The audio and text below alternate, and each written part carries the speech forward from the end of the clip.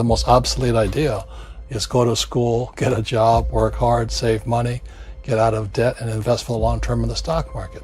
People, first they get into stocks, then they start a business, and then they get real estate. Owning a stock is owning a percentage of a great business. The people who aren't wealthy is because they don't own nothing. The gap between the 1% and 99% is massive.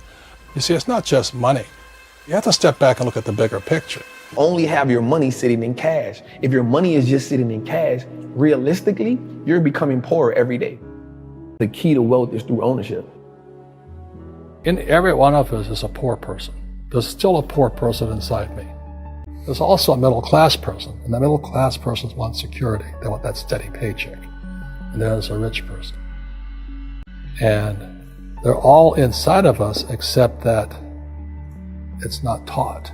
And listen, man, there's a game that's being played, and you're playing a game that you can't win. For a minute, I just started thinking about the people who I knew that was in the streets. Everybody lost. Everybody suffered the same fate. You're taught to go to school, get a job, and get a paycheck. You're not taught how to get rich. Wealthy people do three things, man. They stop trading time for money. They make their money work for them. And they give as much value to people as they can. The paycheck was one of the most damaging things you could take in your life. He says the moment you take a paycheck, you're an employee. And that's the mindset. How do you make your money work for you? Again, all I know is how to go get money. That's all I know. So later on in that, he says wealthy people do three things. Wealthy people, first they get into stocks, then they start a business, and then they get real estate. And Rich Dad was not saying that the paycheck was bad. He says you didn't want to be a slave to money. The reason why people think wealthy people or people with money are sinister is because that's what you kind of taught in the hood. Like you kind of taught like the people who really have money, like they did some wicked shit to get it. They did some backstabbing, cut to get it, and you'll never get that, right? And so that same mentality now happens on a lower level. Now the people who are in the middle who work in, they're like, oh, them people with money, they all crooks. Because being at the bottom teaches you to envy people at the top. I don't need a paycheck. I don't need anybody to take care of me.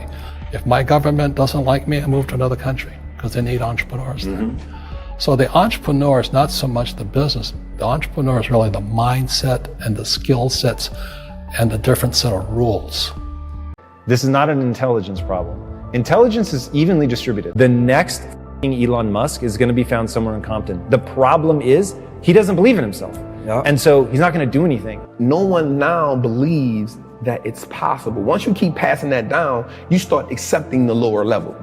Generational poverty is not about money, it's about mindset. I remember I had one kid come to me and I was the first person that told him, you can be successful. Why do you not think you can be successful? And he was like, well, my mom always told me that the world didn't want to see people that look like me succeed. And I was like, I'm sorry, what? I'm like, even if your mom had good intentions, that is the worst advice ever. Because if you think you can't be successful, that will govern the way that you move. I pick up a habit of reading. That was the game changer for me. On the streets, I never had the opportunity to just sit down and read because I'm always trying to survive. Right, so Kobe Bryant, people that have listened to me for a while have heard this quote 1,000 times, but boos don't block dunks. The world can hate you all they want, but if you're good enough, the best basketball players in the world were paid millions of dollars to stop Kobe Bryant from scoring, and the scored 81 points in a single game. 81 points. When you've got 5 people paid millions of dollars actively trying to stop you, and they can't because you've gotten that good. And so this other guy comes up to me, his name was John, and John says to me, he says, you're going to be back. I said, why? He says, because you're going to fail. I looked at him and said, look, few expletive words, because that's what he did. He left Xerox, failed, and he came back. And I said, look, you failed and you came back, but I'm going to fail and I'm never coming back. And that's the attitude.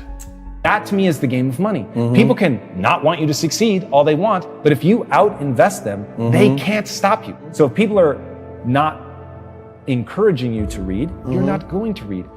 Once you start understanding the fundamentals, you give yourself power because you now understand, like you said, you see how the machine works, right? And so most people look at the machine and marvel and say either, like most people look at the stock market, most 98% of the people who I know look at the stock market and say, yo, that's not a game I can play.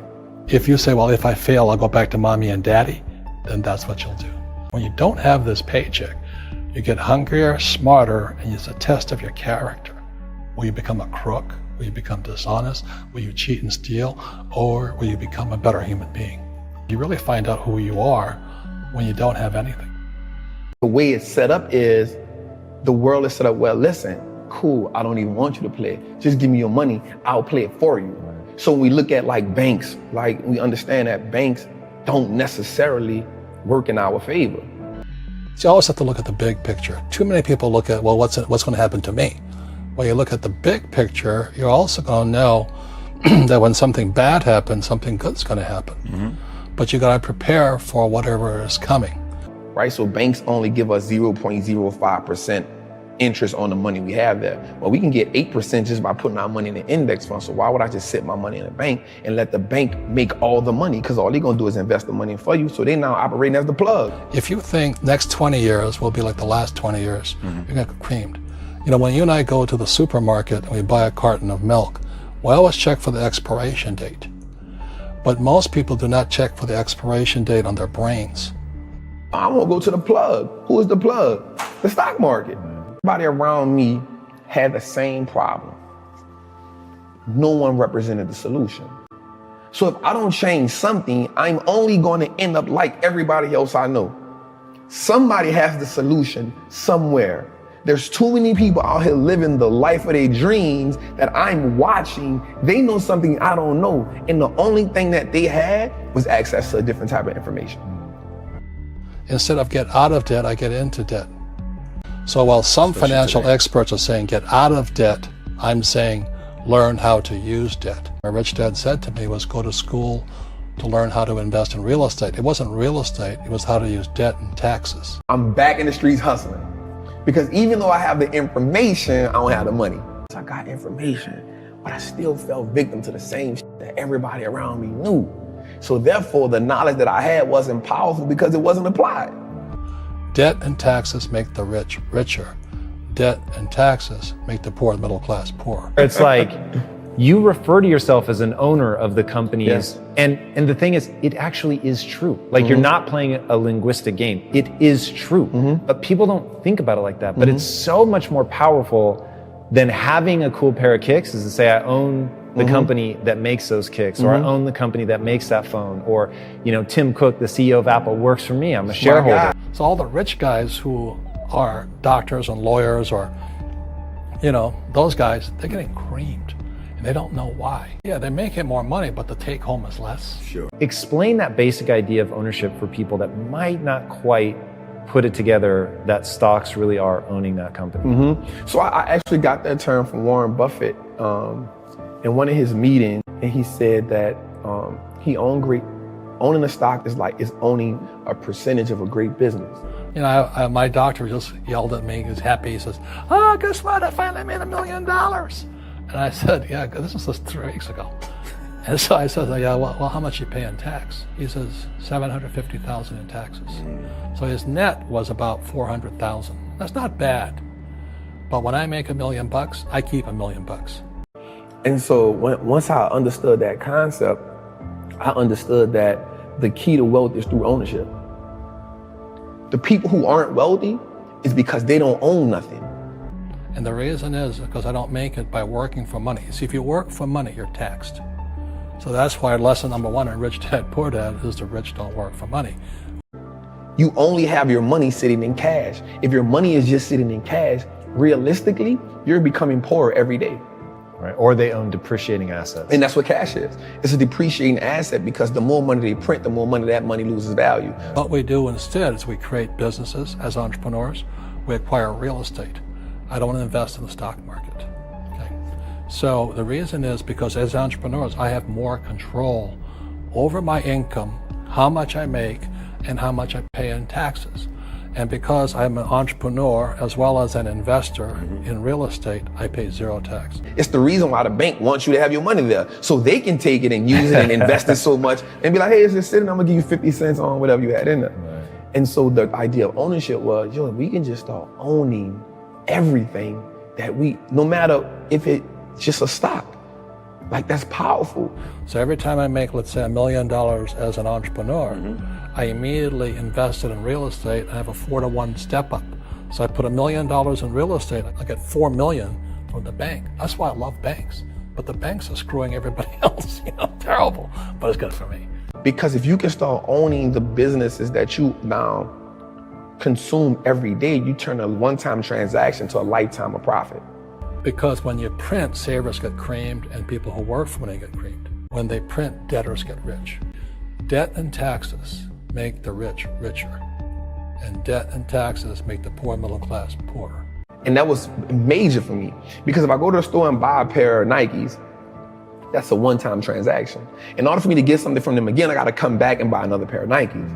But if I own the Nike stock, long as I own it, it's a profitable vehicle for me. So that one-time transaction can become a lifetime of profit if I own that business. When we have obsolete ideas, we get obsolete results. So what's happening for most people, the idea of going to school, getting a job, working hard, saving money, getting out of debt, buying your house because it's an asset and investing for the long term is obsolete. The stock market helped me start understanding how the world moves, the fundamentals. Education is more important before, it's just obsolete. Moore's law, which states information doubles every 18 months. In other words, everything's obsolete 18 months. So, and this is just a recent phenomenon. So when you come out of school, you're already obsolete. Knowledge is what gives us leverage in life. It's not about how strong you are. It's about what you can learn. And then how can you actively apply that? Today, the banks are charging you interest to save money. In other words, banks don't want your money because they printed too much of it.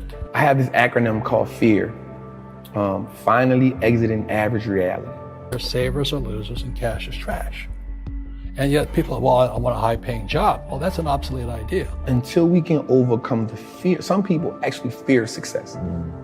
Success comes with a lot, right? But until you can overcome that average reality that you live in, no matter what you're on, once you become comfortable there, it becomes average. Get out of debt is an obsolete idea. You should learn how to get into debt, how to use debt to get rich, and they'll never teach you about taxes. The reason the 1% is way up here and the 99% are going this way is because when you print money, two things happen: inflation and taxes. Anyone can live in average. Everyone can live in mediocrity, right? Then there's those outliers who consistently push themselves to go to the next level. And the thing about the human mind and the human body, it will go as far as you push it. Any entrepreneur thinks, I'm just going to make money, I'm going to start a business and make a lot of money because of what we talk about, they really have got to smell the roses, man. That's not what the real entrepreneurs are doing. What do you believe you can do? I personally believe that there is nothing I cannot do. And for me, it's all about impact, purpose, fulfillment. Like the money is a byproduct of everything else. There's 28 million small business owners in America. 24 million are what are one-person entrepreneurs. They're called non-employee entrepreneurs. So and that's what happens is when people don't really understand what an entrepreneur does. My focus is I have a knowledge and information that I know that can change lives, not just one life, like lives. And so the way that you change lives is by consistently learning, finding new ways to put that information out there, being able to open up, being able to be vulnerable, because people need to connect. People connect to knowledge in the way that they can see two things that help people: imagery and vocabulary. So most big people are self-employed, but they're not really entrepreneurs. The self-employed pay the highest taxes of all. What do you say to people that don't think they have enough money to invest? So the important thing for me to tell them is start where you are. You build a house brick by brick. There's no such thing as a bad economy. There's the external, you and I, we all have an external economy, but we also have an internal economy. You inherited that, whatever it is, that poverty. You inherited that mindset, that idea of scarcity, that idea that you don't have enough money. You inherited that. And the willpower is to change our internal economy. So for me, I can see the good and I can see the bad. I don't really give a damn because I'm going to be rich anyway. But a poor person With a poor personal economy, all they're going to see is a bad economy. Building wealth becomes a revolutionary act because now you start saying, I'm going to go against what I was taught. Because they don't know how to make money in any economy. And a middle class person, they have a middle class economy. You know, what they want is a nice house, and a steady paycheck, and the job, and the car. And so when you take their job away, to them, that's disaster. Well, since an entrepreneur doesn't have a job anyway, it's no big deal. So I said by starting with $25. If you can do $25 a month, that's cool. If you can do $25 a week, that's cool. So all I'm saying to people, and it's what Bucky Fuller taught me, is always two sides, you know what I mean? Unity is plural, at minimum two. So if you think the economy is bad, it's because your economy is bad. If you think that steady, employment is important, then you'll see an economy without jobs.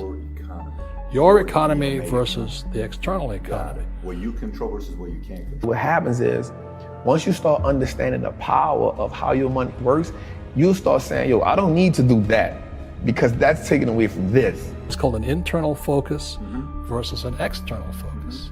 So the real entrepreneur has an internal focus, that if they fall down, they say, oh, this is good because I'm going to go up higher. The average person will fall down and say, oh, I'm going to take some Prozac. Or somebody has a mistake, so, oh, the mistakes don't matter. Well, mistakes matter. It means you didn't know something. But a real entrepreneur, whether they fall down, they always can go up. They can stand back up and go higher. That no matter what happens to them, they get stronger and better and smarter and happier. That 25 will now become $50. Guaranteed. That 50 will now become 100 because you're going to start doing more with less. Invest in your first stock. It don't have to be a winner. It doesn't have to be a home run. It can be an AT&T stock that costs $26 right now. It may not be the best investment in the world, but you started. But a person with a weak internal mindset is that they're so afraid of what happens, it generally happens. Like, people who are afraid of losing their jobs, they generally lose their jobs. Great thing about anything is you can't be great if you never go to practice. Entrepreneur, first job is to control inside here, not outside there. The moment you take that paycheck, you're an employee. You've got to be stronger than that. It's about inside control. You can't hit 81 if you never get in the gym. So just get in the gym and then find somebody who can teach you. Be dedicated to understand the process. We have to understand the power in learning and being educated.